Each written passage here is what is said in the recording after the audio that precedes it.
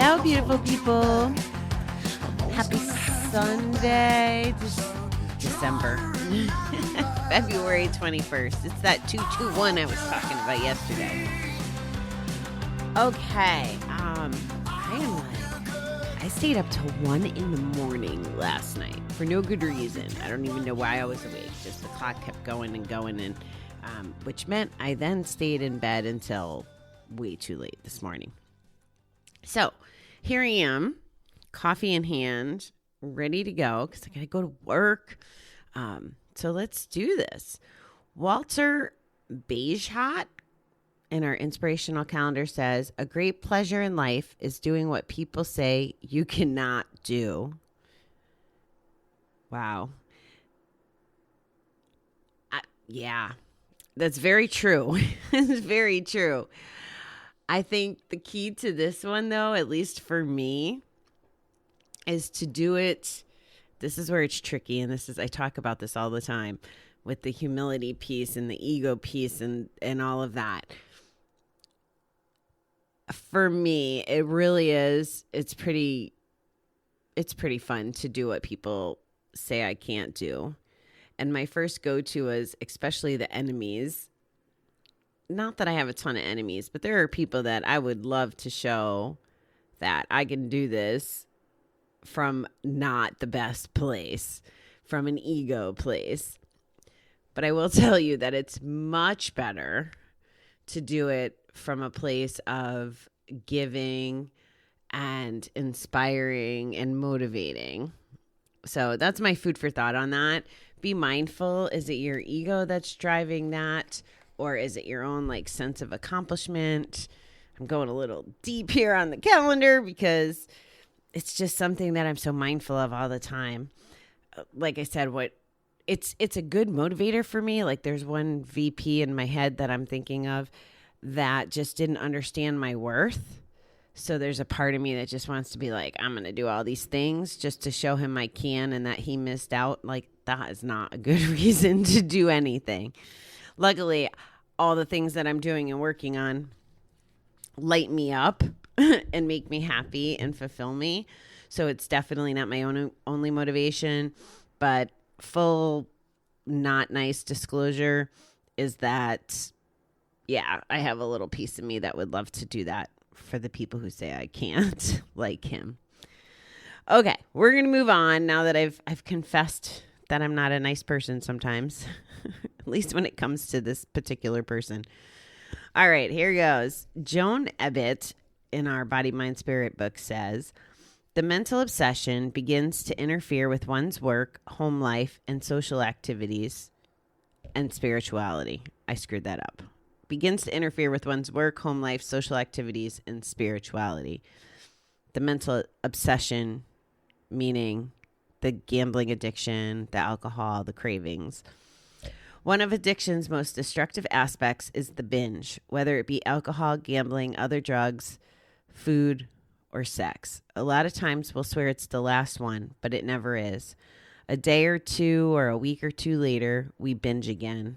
It satisfies a deep need that willpower alone cannot appease and announces to anyone who would hear that this is an addiction.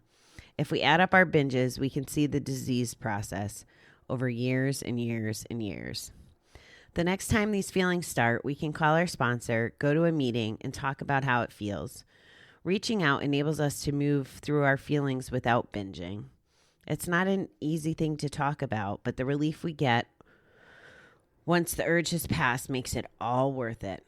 For that, we can be grateful. Today, let me use the tools I've acquired to avoid a binge. To me, this is about proactively taking charge of your recovery before the binge, before the relapse. And I think a fabulous example of this is what I guess I can call him Michael to you guys. You don't know who I mean. But the way he's approaching, so it's been about a year since we first started connecting where we count the days together and chat and try to navigate his addiction, which is substance abuse related. And here we are almost a year later, and I think we're not counting the days. That's part of his strategy this time, is we're not going to count the days. But what he's done, and we can do this too. I heard another. Oh, it was actually when I was talking to him last night. So this is what he's done. He's made it so he can't get access to money. He's investing in the activities that serve him well, like church and family and activities that don't drive him to go back out. I think today they're going on a family adventure to a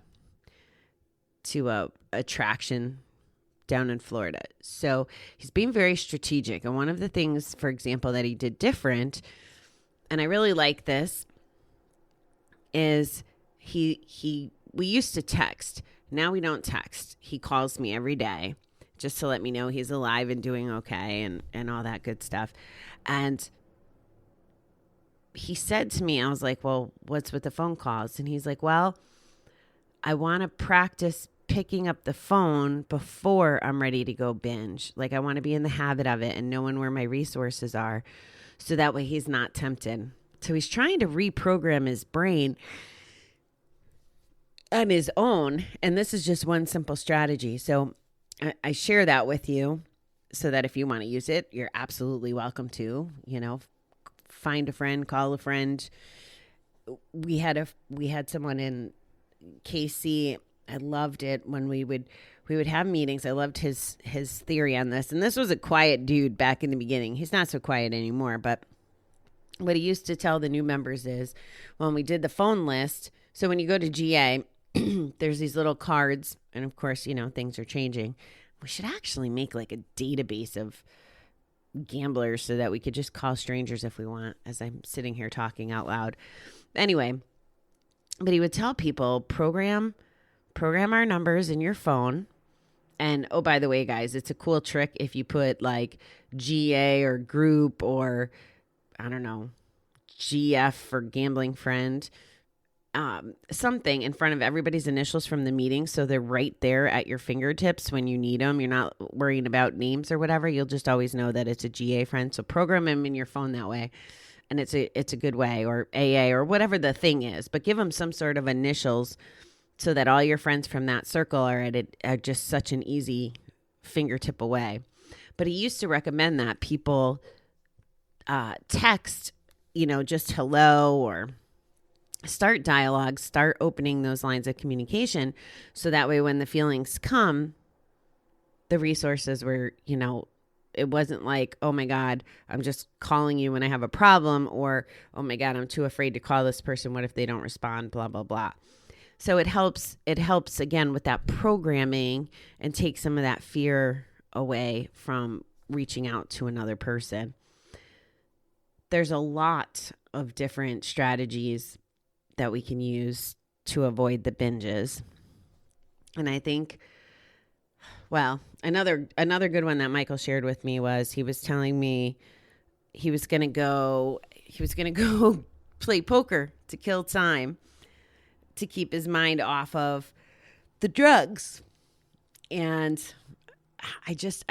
you have to understand, I still view him as a kid in my mind, because that's how I knew him. I haven't seen him in person probably in 20 something years. So I still vision him as a kid. So every time he gives me these nuggets of knowledge, I'm just like, oh my God, you sound like an old man.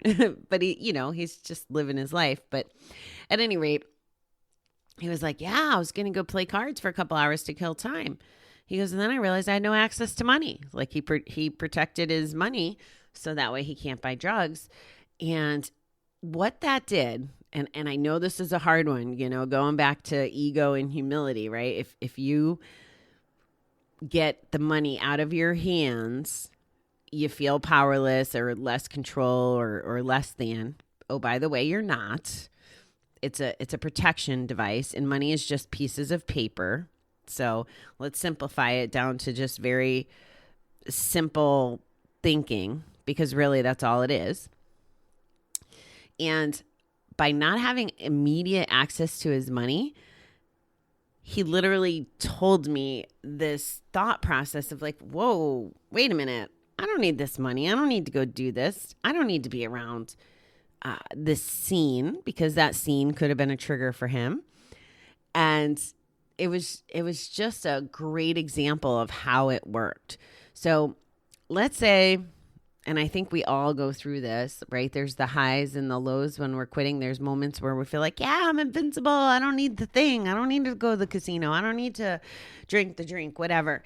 It's in those moments that we should take some of these precautionary things, like texting the friends ahead of time or hiding the money. So that way, when the urge hits for a binge, we're prepared. It could be anything from connection to hiding the money to, a lot of people in our groups have this software. I want to say it's something 360, but your spouse or the person you want to be accountable to can actually GPS you wherever you are. So then you're being transparent. And I've also heard, and I am not suggesting this, but I've also heard through the years that some people almost, it's almost like the game of succeeding at lying and hiding. Like that has its own little high. Like, what can I get away with? The more blocks, I guess, building blocks of I'm lacking my word again this morning, but the more practices you put into play, the more you'd have to overcome to get to the bat. And even if you did view it as like a game, like, oh, let's see what I can get away with. And by that, I mean, people will take, I'll call it free money. One of the stories that pops in my head is a fella that he had done some work, and I think he got paid cash. So his wife didn't know about it. And again, it's making those choices when we're feeling good. And he came to group and he told us about it, which is another thing that's pretty interesting, right? People can talk about this stuff in group and they'll be talking about it, very innocently. But it's interesting to me because I feel like they know that they shouldn't be doing certain things. They bring it to group and then we can call bullshit on them. And usually people, if we meet on a Saturday, we'd check in with each other after a group and be like, hey, what'd you decide to do? And I think 9 times out of 10, most people went back and would tell their wives in this situation about the found money or whatever. Because if things like that happen, and they're going to happen, it's so much better to be transparent and incorporate it into your recovery strategy and avoid binging strategy. Because if you're not telling, especially the people that you've harmed or that you're trying to repair relationships with or continue to have a life with, like a significant other, if you're not telling them, you're lying. And I'm not going to tell you that lying's as bad as gambling. I personally think it's worse. I fucking hate. Yeah, that's definitely one that I don't know that I could lose my hate word, but I really have no use for lying. It's always been a pain point of me, even when I didn't even know that I had things to lie about, or, there was someone in my life that lie. Well, there's been lots of people in my life that lie a lot, but I can remember one person in particular would lie about things that didn't need to be lied about. And I can remember I'd be like, why are you lying about that? Oh, it's just easier than dealing with that. But they weren't like, the dealing with it was so inconsequential. You'd be like, well, I don't understand the value of that, or at least that was my perspective. So if you start the lying, you might as well be gambling, is what I'm saying. That was the point I'm trying to make. You should have nothing to lie about.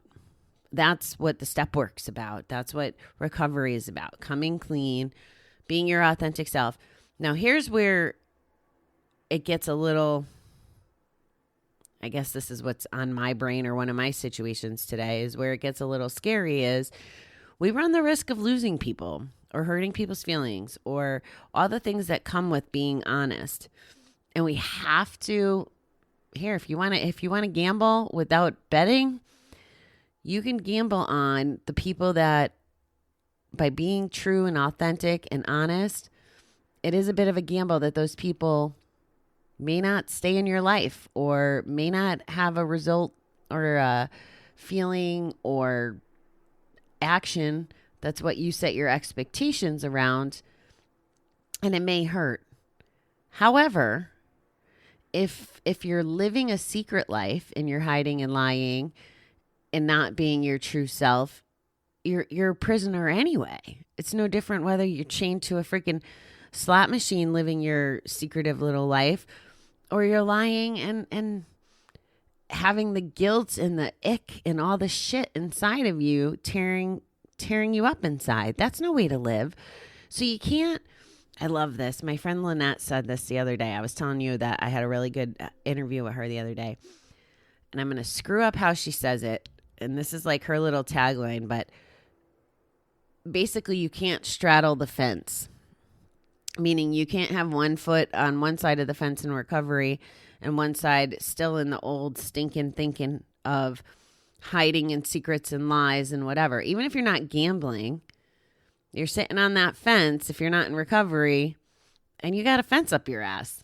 Like, think about that visual. You don't want to come out and get on that recovery side, or hopefully you don't choose to go to the other side where the lying then snowballs into all the other things.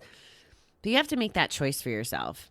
And what this reading today is sharing with us is about preparing so that we don't have to go through that binge. And the opportunity to do that is many. If you take advantage of it when you're feeling good, it's going to be 100 times harder when you're in the middle of an urge, or you have a bad day, or whatever the triggers are for you.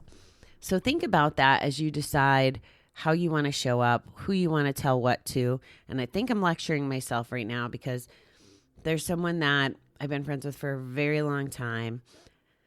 And we started having this conversation this morning. Well, the conversation actually started a couple weeks ago when I seen him last. And there's pieces of the puzzle that he doesn't know. And it's not that I'm intentionally lying. It's just that I know that pieces will hurt him. I think they'll hurt him. And not because I want to be malicious, but because I'm trying to protect him. And what is occurring to me this morning, and this is the context of, right, protecting myself, is I can't live with having secrets from him. He's one of my friends. I don't want to have secrets from him. And I'm going to have to at least give him the opportunity to process the stuff I want to, well, I don't really want to tell him, but I should tell him to keep our friendship intact. So I think I'm lecturing myself a little because I don't want the shit eaten in my gut. I don't want the bad feelings. I want my bucket to be full and happy and overflowing. And I just want life to be amazing. Like, that's it. And I can't do that if I'm clouding up myself with the things that could build up and eventually lead me back to a bet. That's just how it works for me. So no binging. Go do something. This is your homework for today. Do something proactive about protecting yourself, whether it's signing off from the casino, texting someone from a group, maybe just joining a Facebook group. Maybe it's protecting your money or having a conversation that might be a little bit more challenging to have. I will tell you that those conversations make us grow, and on the other side, it's much better. Maybe you have to learn that for yourself, but I can tell you that as a fact. Any conversation that I've struggled to have is usually worth having. So that's what I got for you guys today. I hope you have a fabulous rest of the day. I definitely encourage you to challenge yourself to put up a barrier and prevent the binge. And I'm going to cough, so hold on. Okay, at least I pressed pause for a minute there. So yeah, do the things, guys. We have control of this. It's when we're in the spiral and the not control that it's going to be really hard to avoid the next bet, the next drink, the next thing.